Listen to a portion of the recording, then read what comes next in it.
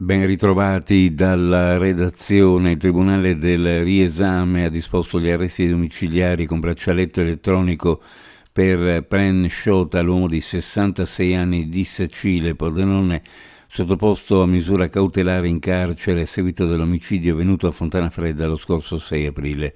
L'uomo è accusato di concorso in omicidio con il figlio Roger, 34 anni, che ha sparato 2 colpi di pistola contro Vladimir Topiana, 43 anni, fuori da un bar al culmine di un'accesa discussione per non meglio chiarite ragioni legate forse ad alcune proprietà delle rispettive famiglie in Albania. Secondo i giudici del riesame, il padre non avrebbe rafforzato i propositi omicidiari del figlio, da qui la concessione dei domiciliari.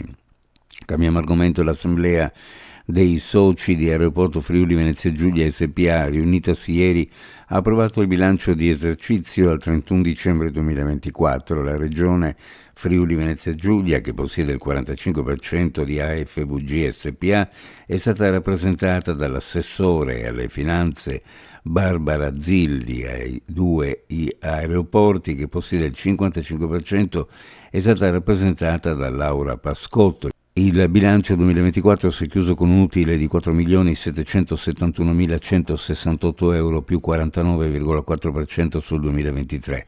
Il 5% è stato destinato a riserva legale e 4.532.610 come utili portati a nuovo.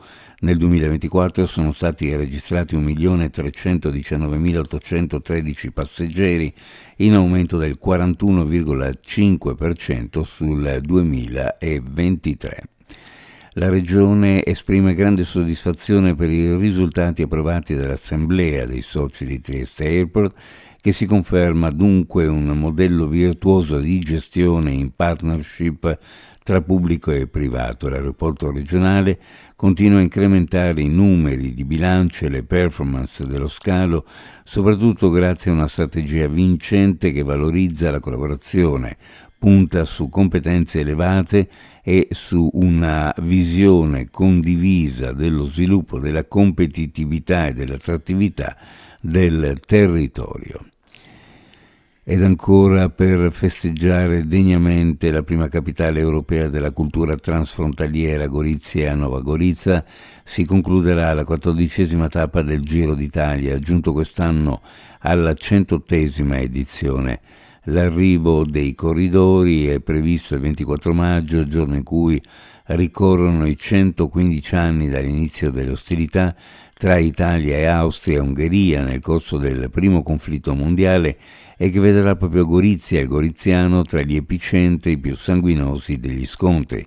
Per organizzare al meglio questo evento sportivo così importante, che vede l'arrivo in un luogo simbolo di unione di due città prima divise e soprattutto che si svolga nella necessaria cornice di sicurezza, il prefetto di Gorizia Ester Fedullo ha presieduto il comitato provinciale per l'ordine e la sicurezza pubblica per la definizione delle misure di safety e security necessarie.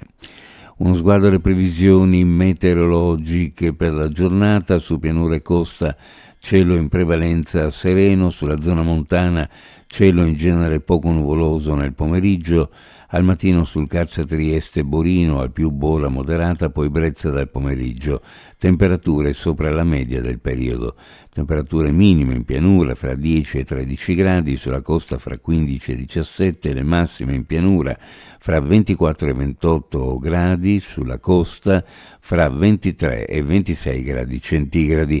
Previsioni a cura di ARPA e FVG Meteo. Ed è tutto per il momento con l'informazione, grazie per averci seguito, a più tardi.